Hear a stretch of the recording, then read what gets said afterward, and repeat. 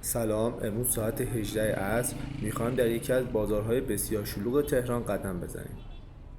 خب اینجا بازار امامزاده حسن نزدیکی میدان آزادی و بین خیابان قزوین و چهارراه یافته‌باد قرار گرفته است.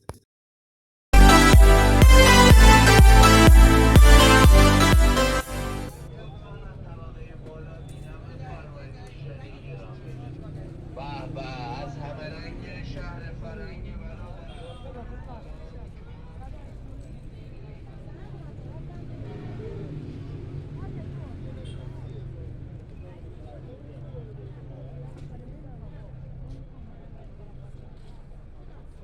نسکافه چای.